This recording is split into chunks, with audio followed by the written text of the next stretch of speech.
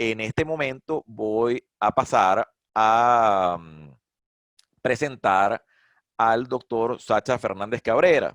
El doctor Sacha es profesor de la Universidad Central de Venezuela en la cátedra de Derecho de las Obligaciones, Derecho Civil 3, es decir, da la misma cátedra que doy yo en la Universidad Central de Venezuela, y además es un profesor, ha sido profesor en la Universidad Central de Venezuela durante muchísimo tiempo, tiene una experiencia bien amplia en el ámbito de la docencia, ha escrito excelentes artículos en materia de derecho de obligaciones, en materia de contratos, y también lo ha hecho en materia de familia. El doctor Sacha se ha prestado graciosamente a colaborar con nosotros en estos coloquios, y yo les pido por favor que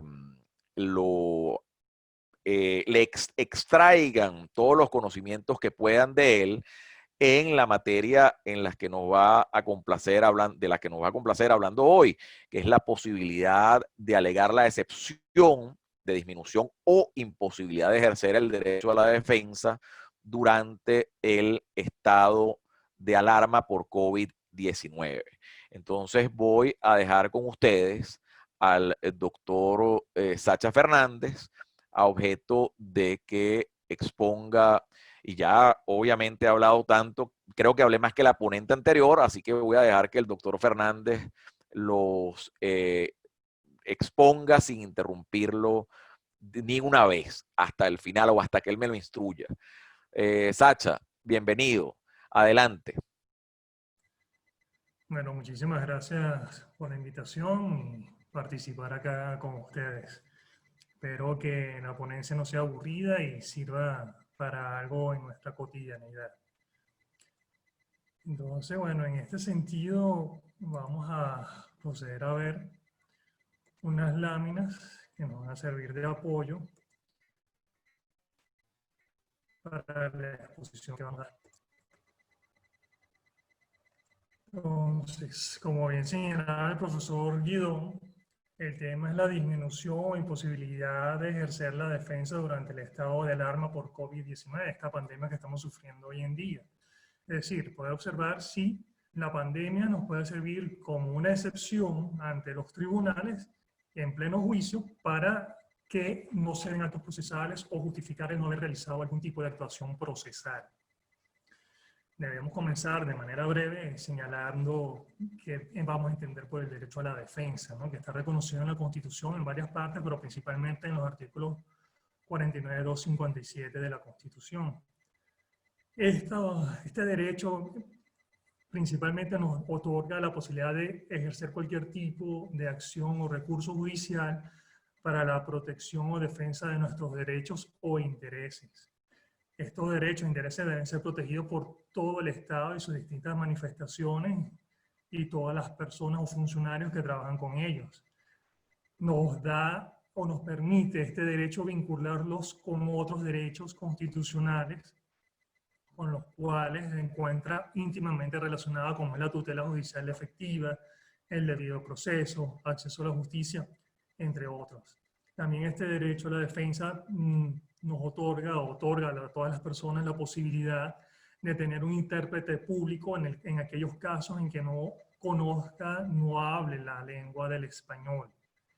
Nos da también la posibilidad de tener acceso a la prueba, promover, evacuar pruebas, lo cual se encuentra totalmente respaldado no solamente en la legislación interna, sino por los tratados internacionales en materia de derechos humanos, en la jurisprudencia de las distintas salas del Tribunal Supremo de Justicia, incluyendo las de la Sala Constitucional, las cuales sí son vinculantes, las de las otras salas sirven como criterios guiadores para los tribunales de instancia inferiores.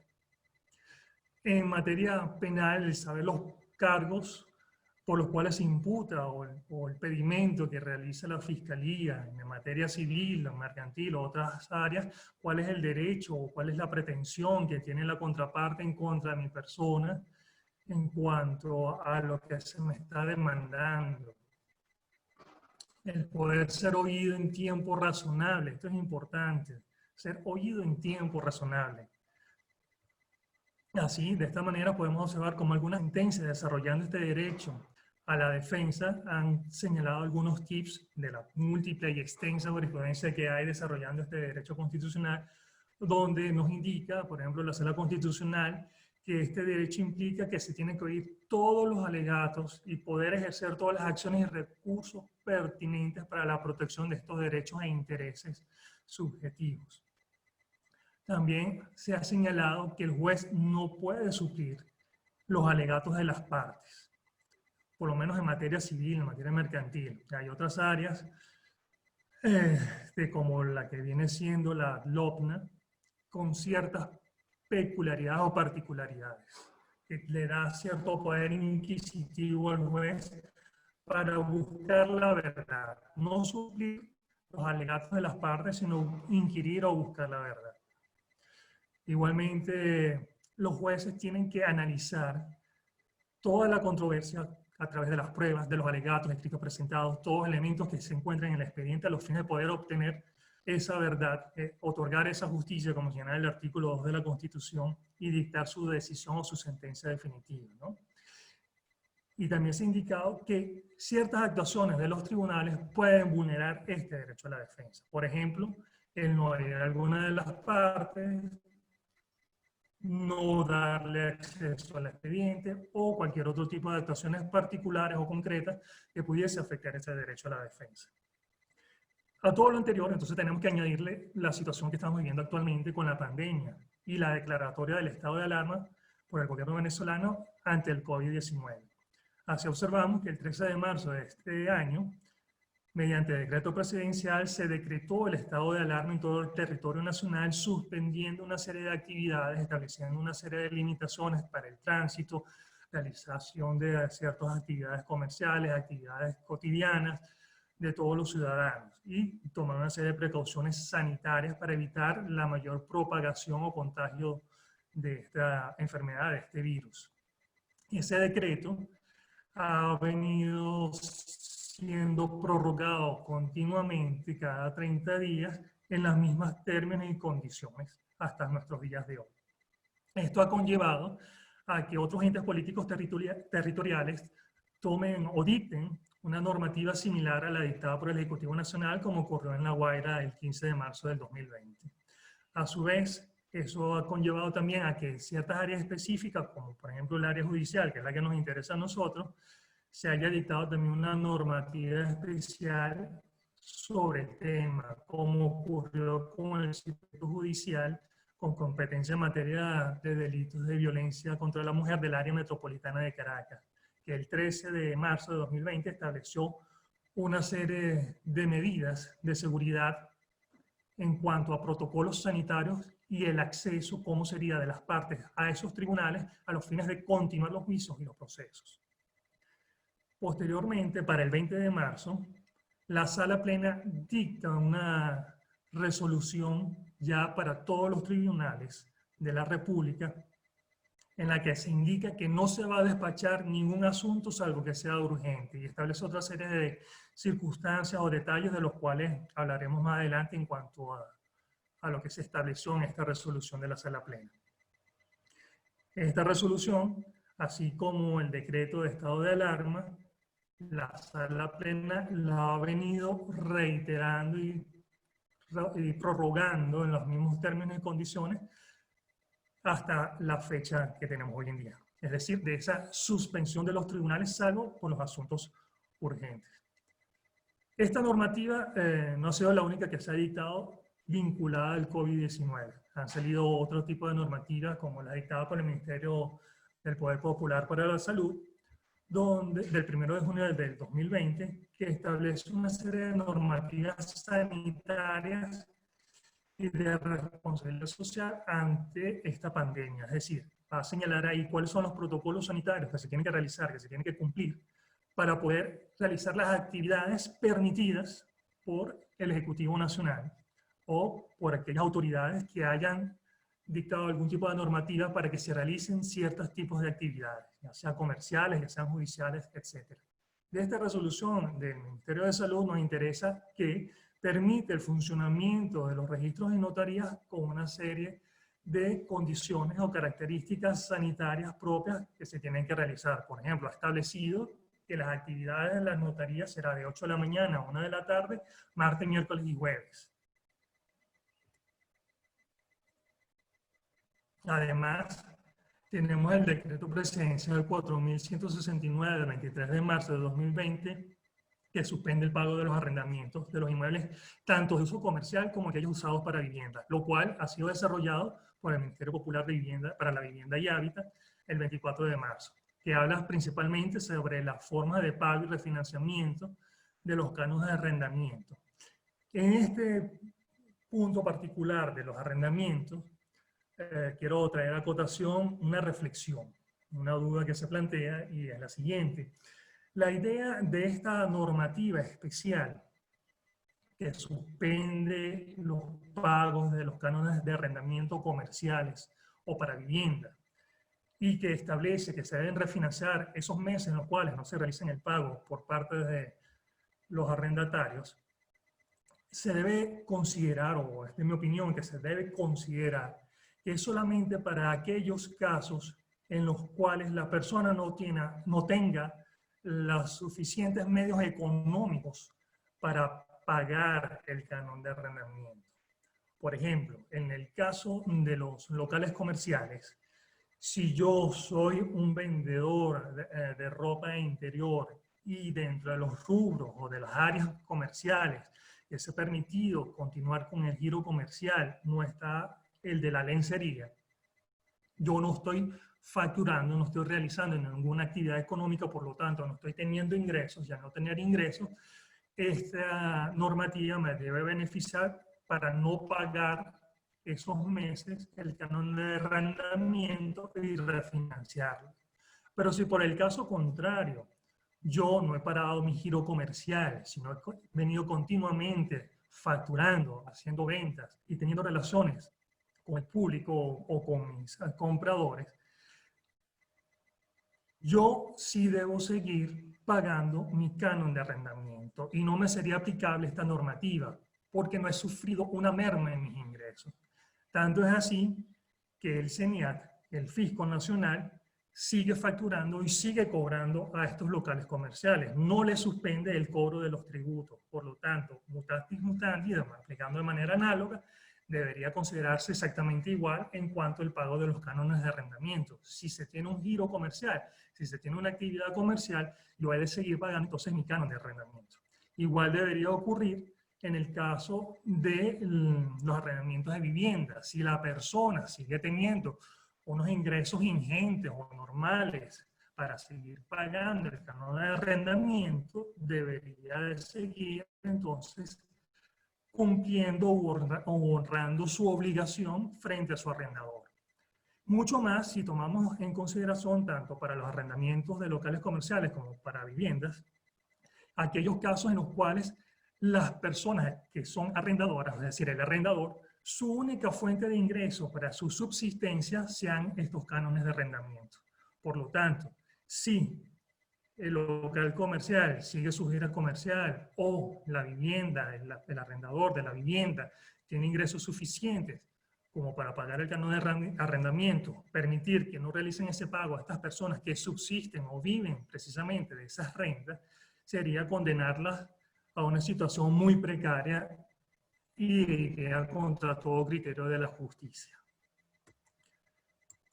Por otra parte, tenemos que tomar en consideración que lo que tiene que ver en relación a los juicios o a los procesos judiciales en las diferentes áreas o materias del derecho, hay una serie de normativas que existen en Venezuela que pudiésemos utilizar para tratar de buscar que exista continuidad en los procesos judiciales, por lo menos hasta cierto punto o en ciertas actividades o en ciertas áreas.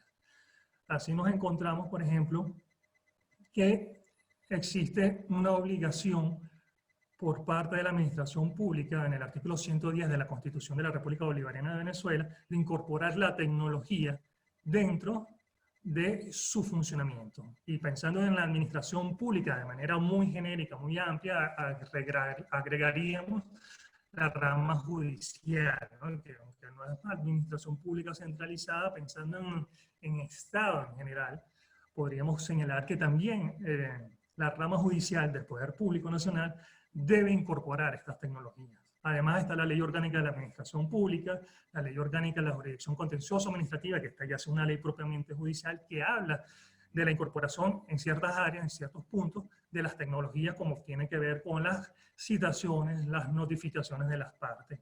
Podemos utilizar también la ley sobre mensajes de datos y firmas electrónicas, la ley orgánica del Tribunal Supremo de Justicia, que en su artículo 91, numeral tercero, también habla de las notificaciones electrónicas. La ley del infogobierno, la ley sobre el acceso al intercambio electrónico de datos, información de documentos de órganos de entes del Estado, el Código Orgánico Tributario que obliga al contribuyente a crear un correo o una dirección electrónica en la cual pueda ser notificado y citado de las actuaciones de la administración pública y enviarles documentos o enviar documentos. La Sala Político-Administrativa y otras salas también del Tribunal Supremo de Justicia han dictado sentencias, como ya mencionamos, avalando lo que está reconocido en esta normativa que hemos mencionado previamente, que habla de ese infogobierno, de la aplicación de las tecnologías en los procesos judiciales. Tanto así que existe una resolución de la Sala Plena del Tribunal Supremo de Justicia del 21 de noviembre del 2018 para los tribunales con competencia en materia de violencia contra las mujeres y los demás sistemas de responsabilidad penal del adolescente. Esta resolución creemos que en lo posible o en lo coherente podría de repente aplicarse también y complementarse con las normativas señaladas antes y la jurisprudencia para aplicarlo en los demás procesos judiciales. También hay una resolución de la Sala Plena sobre la participación telemática de los sujetos procesales en la audiencia de la Sala de Casación Penal. La Sala de Casación Civil también ha dictado sentencias en cuanto a las pruebas electrónicas, correos electrónicos, data o información que se mande vía electrónica. También la Sala de Casación Social, la Sala Constitucional ha hecho señalamiento a eso. Entonces, como observamos aquí, tenemos una serie de herramientas que nos pueden posibilitar solicitar a los tribunales que continúe el juicio de una manera digital, aunque no tengamos plenamente digitalizado el expediente o el proceso, podríamos buscar que bajo ciertos términos o ciertas condiciones se realicen actos dentro del proceso de manera electrónica, digital o tecnológica. Esta resolución de la Sala Plena de este año, que suspendió las actividades de los tribunales y que señalábamos que íbamos a desarrollar con más calma con posterioridad, ordena a los jueces rectores, a los presidentes de los juzgados nacionales, de los circuitos judiciales penales, a los coordinadores de los circuitos judiciales laborales, de protección de niños, niñas y adolescentes y los tribunales con competencia en la materia de delitos de violencia contra la mujer, los faculta para que tomen las medidas conducentes para garantizar el acceso a la justicia en las diversas circunscripciones judiciales. Lo relevante de este punto es que habla de unas áreas jurídicas en particular, niños y adolescentes, violencia de mujer, los penales, los laborales, y deja por fuera las otras áreas del derecho, mercantil, civil, tributario, entre otros. También esta resolución señala que la Comisión Judicial y la Inspectoría General de Tribunales no van a cesar en sus funciones, van a seguir actuando y deben de tomar un sistema de guardias y de protección sanitaria de su personal, pero deben continuar con la coordinación, inspección y vigilancia de los tribunales de la República, es decir, que los tribunales, por lo menos en las materias señaladas en el punto anterior, deben seguir trabajando y deben continuar con sus actividades. Eso significa que los funcionarios de los tribunales tienen que acudir, ya sea mediante guardias, teniendo sus cuidados pertinentes de guantes, tapabocas y demás. Además, tienen la obligación de siempre tener un personal de guardia para atender los asuntos urgentes y fundamentales, según establece esa resolución, lo cual hace pensar entonces también que existe otra limitación, que en estas áreas, en estas materias, en las cuales se dice que se debe continuar con las actividades judiciales, no son todos los juicios vinculados a esas áreas, sino aquellos asuntos urgentes o fundamentales, o aquellos juicios que tienen una etapa que por su urgencia, por su importancia, requiera que se dé el acto, para proteger de esa manera los derechos y los intereses, ya sean individuales, colectivos o difusos, de las partes que intervienen en el proceso.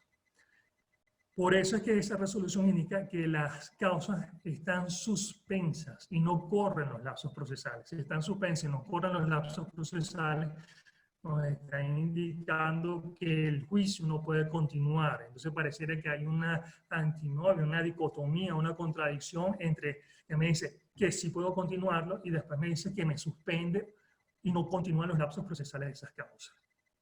Sin embargo, obviamente, este análisis, esta interpretación que se tiene que hacer de esa resolución de la Sala Plena del Tribunal Supremo de Justicia debe ser una interpretación coherente, ¿no? No puede llevarnos al absurdo.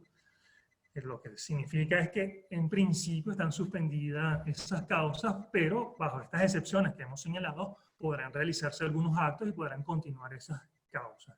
Tanto así que señala que, por ejemplo, en materia de amparo, todos los días serán hábiles y se tendrán que tramitar por los tribunales competentes. Y cuando habla de los tribunales competentes, pueden ser, acordémonos de la Ley Orgánica de Amparo, que son los tribunales competentes por la materia, ya sea civil, mercantil, contencioso administrativa, penal, etc. Esta resolución señala por eso que lo que son la sala constitucional y la sala electoral deben permanecer en un sistema de guardia permanente. ¿Por qué? Porque la sala constitucional maneja todo lo que tiene que ver con el derecho constitucional, es decir, la materia de amparo. La sala electoral, no olvidemos que pronto tenemos unas elecciones y ya hay actividades en materia electoral, es un derecho que dentro de la ley orgánica de estado de excepción es un derecho que no puede ser suspendido. Dentro de la gama de derechos que no pueden ser suspendidos por estados de emergencia o de alarma o de cualquiera de los supuestos establecidos en esa ley, está el derecho a elegir y ser elegido. Los tribunales con competencia en materia penal, por lo tanto, deben mantener en principio una continuidad de ese servicio público a nivel nacional, de conformidad con lo dispuesto en el Código Orgánico Procesal Penal, solo para los asuntos urgentes. ¿Qué observamos así entonces? Que se puede llegar a dos conclusiones en cuanto a esta situación que estamos viviendo por la declaratoria de estado de alarma por el Ejecutivo Nacional y la suspensión de las actividades de los tribunales y esas resoluciones y esas normativas que ha dictado la Sala Plena y esas leyes que existen que nos hablan de la tecnología y los medios de comunicación que nos sirven como herramientas para actuar a distancia de manera segura y protegiendo cualquier tipo de contaminación sanitaria, tanto de las partes como de los litigantes y los funcionarios judiciales.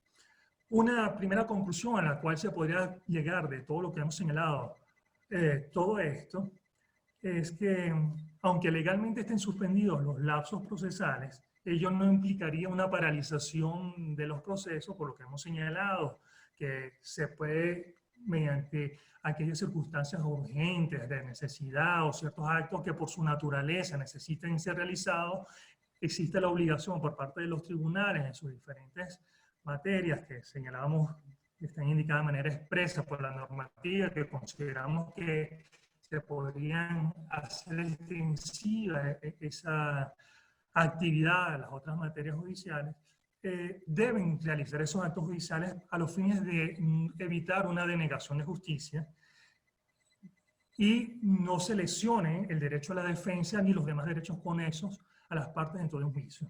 Una segunda posición a la cual podríamos arribar de todo lo que hemos mencionado anteriormente es que es un eufemismo hablar de una suspensión del lapso y que se garantiza el derecho a la defensa y simplemente la justicia se paralizó. No hay actuaciones judiciales, no se realiza nada y, por lo tanto, eso sí vulnera realmente mi derecho a la defensa Y yo podría entonces, en ese caso, alegar ante el tribunal solicitudes para continuar el juicio, señalando a través de esas leyes, esas resoluciones, esa normativa indicada previamente, que se continúe el juicio de una manera digital, tecnológica, a través de estos medios de comunicación informáticos que van a garantizar la seguridad sanitaria de todas las partes y que me va a poder permitir garantizar mi derecho a la defensa, tutela judicial efectiva, debido proceso, acceso a la justicia. Porque de no continuar las causas, eso afectaría realmente mis derechos constitucionales. Y no olvidemos lo que decía Ulpiano, que una justicia tardía no es justicia, y entonces, ¿cuál es el fin de estos órganos si no va a aplicar una justicia oportuna y a tiempo? De esta manera, bueno, espero haber sembrado más dudas que respuestas en todos ustedes y muchísimas gracias por su atención. Muchas gracias, doctor. Muy interesante su exposición.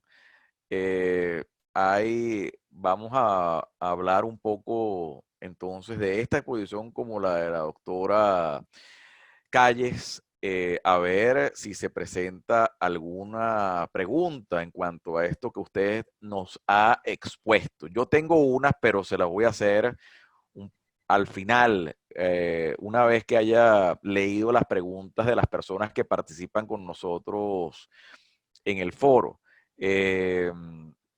Fíjese lo siguiente, esta es una pregunta que hacen para la doctora Marilena Calles. Nuestro colega y, bueno, ex colega de la doctora Calles y ex colega del doctor Fernández, el doctor Gustavo Amoni, y además también profesor de la Universidad Central de Venezuela, a quien saludamos, tiene una pregunta para la doctora Calles. Dice, en marzo del 2003 apliqué una encuesta a los 7 notarios y registradores públicos del municipio Valencia y al registrador inmobiliario de los municipios San Diego y Naguanagua del estado Carabobo para entonces. En 4 notarías se recibían testamentos y en la mitad de los registros se protocolizaban tales instrumentos. Asimismo, pregunté en las notarías si tenían la preparación para ejercer sus competencias mediante tecnologías de la información, a lo que 5 respondieron que no y solo 2 que sí. Este trabajo está disponible en el portal de internet de la Universidad Católica del Táchira, a la cual si hay alguna persona representante saludamos. Tenemos mucho cariño en una universidad donde también impartimos clases. Ese trabajo del profesor Amoni está disponible en el portal de internet de la UCAT y se intitula El Testamento Electrónico. Está en la revista de Derecho y Tecnología número 4. La pregunta concreta para la doctora Calles que hace el doctor Amoni es, ¿cree usted que después de 17 años esto ha cambiado? Es decir, esa circunstancia de que tanto los registros y las notarías, entiendo que esa es la pregunta, que tanto las notarías y los registros estén compartiendo esas competencias, y también me imagino que se referirá a la incorporación de las tecnologías de la información a los registros y las notarías. ¿Cree usted que esto ha cambiado? ¿Considera que ya está claro quién es la autoridad competente para la materia testamentario y que se cuenta con las herramientas tecnológicas, ya que las legales existen desde 2001 para tal fin? ¿Qué nos puede decir a eso, doctora? En esta materia, en este punto de estas competencias que, digamos, indefinidas, yo particularmente tiendo a pensar que hay competencias concurrentes porque el registro, digamos, no se le despojó de las competencias que le atribuía el Código Civil. Sin embargo, con todo el respeto que me merece la opinión del doctor López Herrera, pues quise indagar sobre su posición. No tuve tiempo ni de consultar este trabajo del doctor Amoni, que bueno, me hubiese servido grandemente para desarrollar esta exposición, pero hice una breve búsqueda de jurisprudencia y ubiqué una sentencia de la Sala de Casación Civil, con ponencia del doctor Luis Antonio Ortiz. Esta sentencia es la número 664 del 2014, recurso de casación, donde se deja ver también que existe esta competencia concurrente. Sin embargo, esta sentencia parece asumir, bueno, para mí requiere un análisis más profundo, porque realmente lo vi con mucha rapidez, sugiere que la principal autoridad para el otorgamiento de los testamentos sería el notario, y que el registrador quedaría como una autoridad que supliría en el caso de otros testamentos, ya con 2 testigos, o también de la opción de los 5 testigos. Creo que la sala civil en esa sentencia pareciera dejar ver que hay una preeminencia de las notarías en la competencia de la actividad testamentaria. Como le digo, necesita mayor análisis. Es un tema que realmente me ha interesado grandemente y que, bueno, que sería objeto de un análisis más profundo. Pero la verdad es que agradezco la intervención del doctor Amoni, porque, bueno, siempre es interesante su opinión y sus aportes. Le pedimos al doctor Amoni que en la medida en que pueda, nos haga llegar por las vías que él conoce, por los correos electrónicos del escritorio y el correo electrónico de la doctora de la Calle, ese trabajo tan interesante que preparó. Aquí hay otra pregunta del señor o señora Galaxy J7. Dice, buenas tardes, saludos a la doctora Calles y al doctor Fernanda de Alejandra León. Los felicito a ambos por sus disertaciones. Mi pregunta es para el doctor Sacha. Según la resolución de la sala plena, ¿qué debe entenderse por urgencia? Por ejemplo, para la sala civil. Entiendo que es una urgencia, que debería entender por urgencia la sala civil. Bueno, obviamente esa catalogación, determinar qué se va a entender por urgencia es algo subjetivo, lo que nosotros llamamos un concepto jurídico indeterminado. Tendrá que observarse en base a ciertos parámetros, tratar de determinar la necesidad o lo imperioso de tomar o dictar algún tipo de resolución, realizar algún tipo de acto en protección de algún derecho.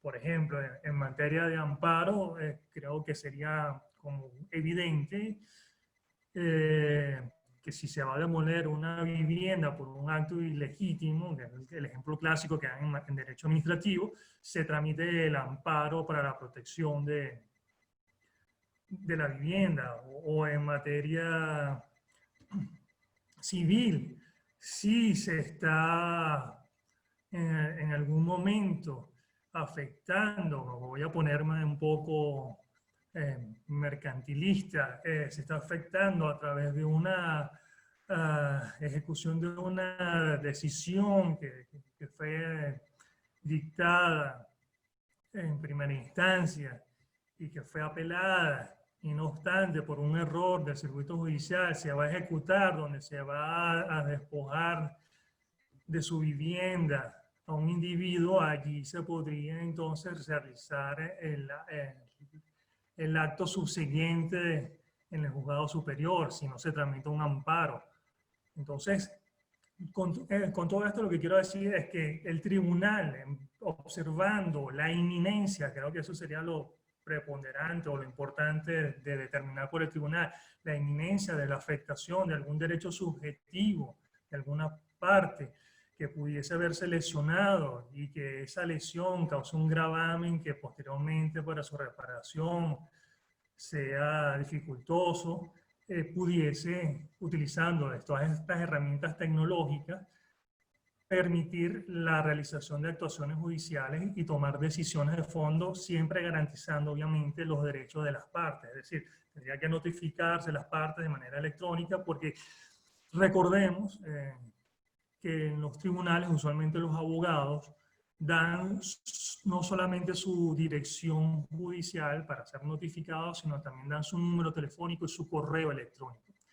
Entonces, utilizando toda esta normativa que nos permite las notificaciones y citaciones electrónicas, se podría citar o notificar a las partes de la continuación del juicio, de la continuación del acto procesal, la manera en la cual se va a realizar ese acto, la audiencia, la hora, los protocolos de seguridad, para que las partes intervengan, realicen su actuación con la distancia, lo cual no afectaría en nada la salud de las personas, porque cada quien estaría en el lugar de su preferencia, donde se sienta más seguro. Por ejemplo, en este caso, cada quien está, todos nosotros estamos en lugares distintos y sin embargo tenemos la inmediatez, que ese es el elemento fundamental, que se produzca esa inmediatez y simultaneidad en las actuaciones que se están realizando para dar una seguridad en las actuaciones que se van a realizar en el proceso y en el juicio.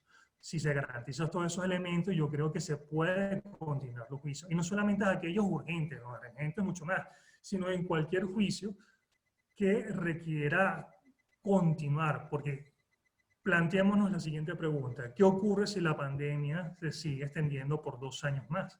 ¿Vamos a tener por 2 años los juicios paralizados? Tenemos que migrar en algún momento a los tribunales digitales, a los expedientes digitales. Y mientras se dicte alguna normativa en particular, específica, que regule con mayor detalle todo esto, podemos utilizar todas las herramientas que mencioné previamente, toda esa normativa, para darle continuidad a los procesos y a los juicios. Bien, doctor. Bueno, creo, no sé si hay algún otro participante que tenga alguna otra pregunta. Sí, Sí, hay otra pregunta, hay otra sí. pregunta, sí, efectivamente. Vamos a ver que esta es una pregunta que tiene el doctor Amoni para el doctor Fernández. Nos está castigando el doctor Amoni con sus preguntas. Pregunta para el doctor Fernández. Pediría si pudiera responder al menos una, salvo que hubiera tiempo para las demás. En algunos estados del país hay cortes prolongados y reiterados del servicio eléctrico. Considerando esto, 1, si una persona no dispone de servicio eléctrico y de internet de modo continuo, debiera poder alegar disminución de su derecho a la defensa. 2, es su carga procesal buscarse un abogado que sí tenga electricidad e internet. ¿Cómo afectaría esto el derecho al trabajo de los abogados de los estados donde esos servicios no son permanentes? Si una prueba está en una oficina administrativa cerrada por el estado de alarma, ¿qué propone? ¿Cree que la administración puede oponer la misma excepción? Conteste las que pueda, doctor, porque el doctor Amoní Sí, en mira, algún voy a responder momento... esta pregunta de Gustavo junto con una que está más arriba de Ramón Manzanilla, que habla si realmente se respeta el debido proceso y el derecho a la defensa establecido en nuestra Constitución, ya que en materia penal nos están permitiendo las audiencias de presentación, el acompañamiento del defensor privado alegando las condiciones de salubridad. Muy bien, muy bien. Es que no lo había visto, disculpe. Fíjense, esa normativa que señalé en las láminas establece claramente que las audiencias se tienen que celebrar con presencia del defensor. Lo importante es que se tomen las medidas de protección necesarias. Pudiesen alegar o señalar que el defensor o las partes no van a estar presencialmente, sino que se van a utilizar los medios electrónicos o el sistema informático para mayor seguridad de las partes intervinientes, de los funcionarios judiciales, a los fines de no contagiarse. De hecho, ya se han celebrado algunas audiencias en algunos tribunales penales en materia penal, de violencia contra la mujer y de niños y adolescentes, donde han estado presentes tanto Fiscalía, Defensora Pública o el defensor privado en ese acto, ¿no? Por lo tanto, esa es una excusa burda del tribunal, y si se llega con la normativa y se alega ante el juez, siempre de manera respetuosa, que existen las herramientas y los elementos para celebra la audiencia con el defensor privado, el juez debe cumplir con ese mandato, porque no es electivo del tribunal, no es electivo del juez, un mandato de esa normativa que se tiene que celebrar. En todo caso, fíjense lo que señalamos, que la Inspectoría General de Tribunales sigue teniendo actividades y se podría hacer una denuncia ante esa Inspectoría General de Tribunales, ante el presidente del circuito. También se podría hacer la denuncia del incumplimiento de ese juez, de esa normativa existente dictada por la Sala Plena del Tribunal Supremo de Justicia y que ordena y que obliga a los jueces al cumplimiento de esos actos urgentes o de esas actividades con la presencia y las garantías del debido proceso en general y de todas las partes allí. Por lo tanto, no se le puede negar al defensor privado hacer acto de presencia. Lo cual nos conlleva entonces a la pregunta de Amoní.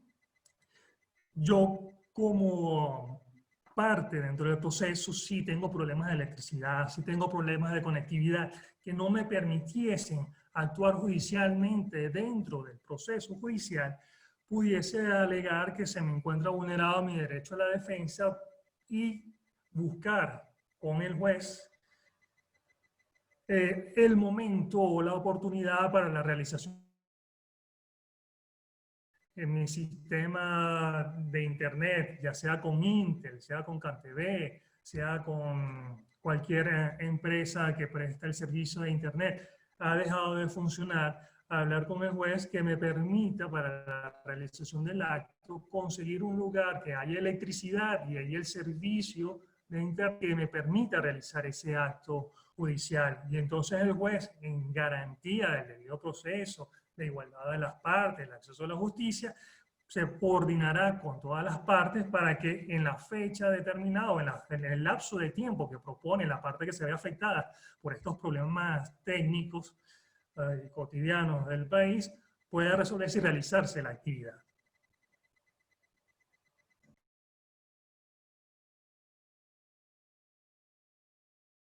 Muy bien. Un minuto. Hay una afirmación del doctor Moisés que dice, en materia de pruebas que no puedan diferirse o en materia de caducidad, son asuntos que deben ser considerados como urgentes. Y está promovido un testigo y este se encuentra en peligro por el COVID, sería urgente interrogarlo con los protocolos de salud necesarios. Presentar la demanda a los fines de extinguir la pérdida del derecho, esos son asuntos urgentes. La urgencia tiene que ser objetiva y no subjetiva del funcionario, porque allí cabría un amparo constitucional contra la decisión de un juez que no habilita el tribunal para la celebración de un acto objetivamente urgente. No veo que haya otra pregunta.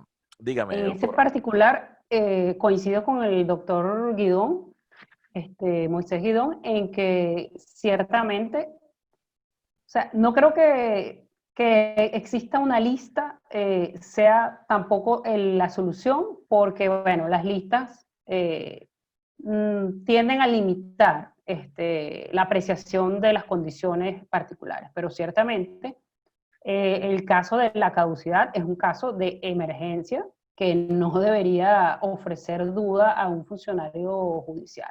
Mira, tengo un derecho que está sujeto a caducidad, el lapso se cumple en un mes, en la semana que viene, eso es un asunto urgente sin duda alguna. Si el funcionario se niega, ciertamente cabría el ejercicio de la acción de amparo para la protección de ese derecho hecho al debido proceso, y en este caso no habría la causal no se interpondría la causal de inadmisibilidad de la existencia de la acción judicial preexistente, porque el funcionario me ha negado el acceso a esa acción, al decirme que no es un asunto urgente. Entonces, por esa vía, podríamos lograr canalizar las actuaciones. Lo ideal sería que los funcionarios estuvieran suficientemente instruidos para admitir ese tipo de actuaciones, pero bueno, esperemos que se esté trabajando en el logro de ese objetivo, sobre todo si esta situación se prolonga por mucho más tiempo. Lo otro, en el caso de las pruebas, recordemos que existe, por ejemplo, el procedimiento llamado de retardo perjudicial, es que es un procedimiento que te permite, incluso si no hay un proceso previo, evacuar unas pruebas que estén sujetas a una destrucción, en el caso del testigo, obviamente que se está a punto de morir. Esa es una situación, obviamente, de urgencia que debe admitir el tribunal a trámite, aún en este estado de suspensión de los lapsos procesales. Espero haber colaborado con la aclaración de la inquietud. Muy bien, doctor. Bueno, esta es una pregunta que yo creo que es general. Se refiere a lo siguiente. Bueno, creo que el doctor Sacha sería la persona ideal para responderla, no porque la doctora María Elena no tenga la capacidad, sino porque es una pregunta de el derecho de obligaciones, dice, y de contratos. Dice, buenas tardes, colegas. El señor o la señora DG. Buenas tardes, colegas. En el caso de las ventas de inmuebles hay controversia entre algunos colegas en relación a la validez de la venta a través de un documento privado. Se entrega el pago y se ocupa la propiedad. Y posteriormente, cuando aperturen los registros, se haría la respectiva protocolización. Sin embargo, hay dudas entre muchos con respecto a la legalidad de ese proceder. Bueno, en ese punto hay que tomar varios aspectos en cuenta y en consideración. Primero, hay contratos, dentro de la clasificación de los contratos hay diferentes tipos de contratos. Y están los contratos que requieren algún tipo de solemnidad, los contratos solemnes que requieren que ante alguna autoridad previamente autorizada o determinada por la legislación se realice un acto para que surta plenos efectos ese contrato que se va a celebrar. Entonces, entre los contratos de compraventa de bienes inmuebles, se exige, o tiene esa exigencia, porque es un documento solemne, de que tiene que ser protocolizado ante el registrador inmobiliario, o el registrador subalterno, como lo queramos llamar. Por lo tanto, es un requisito que se tiene que cumplir. No obstante ello, observamos lo siguiente. Se puede celebrar un contrato privado entre las partes, pero ese contrato solamente va a tener validez entre los suscriptores de ese contrato, es decir, entre el vendedor y el comprador. No sería oponible frente a terceros. Y quien corre allí el mayor riesgo sería el adquirente del bien inmueble, puesto que si con posterioridad al perfeccionamiento ya ante el registro inmobiliario de la venta definitiva del inmueble, el vendedor hace o celebra una compraventa en el registro como otra persona, ya ese documento privado no podría ser oponible a ese tercero adquirente de buena fe. Existen diferentes mecanismos, la simulación, de los cuales no vamos a hablar ahora, para tratar de impugnar esa venta, pero yo en principio, si fue de buena fe, como adquirente primigenio no podría oponer ese contrato privado originario a ese tercero. Yo solamente me quedaría en las vías, los mecanismos, las acciones judiciales contra el vendedor que posteriormente volvió a vender ese bien inmueble. También existe otra opción. No olvidemos que los registros de notarías están funcionando de manera parcial, como les mencioné, aunque hay ciertas áreas, ciertos sectores como Miranda o el Distrito Capital, en los cuales no se está realizando actividades por parte de registros o notarías. Sin embargo, la Ley Orgánica de Registros y Notarías da la posibilidad a los registradores y notarios de tener firma digital y de avalar, protocolizar, autenticar documentos de forma digital. Entonces, habría que buscar alguno de estos registros, alguna de estas notarías donde el registrador, en el caso de venta de inmuebles, el registrador tenga una firma electrónica y realizar ese contrato de compra-venta de manera digital. Muy bien. Aquí el doctor Moisés Gidón dice, para el doctor Fernández, ¿puede hacerse ante el notario una venta de derechos inmobiliarios?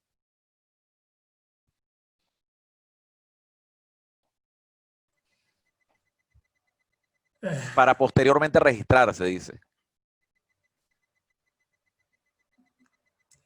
Bueno, acá voy a dar mi opinión personal y al respecto.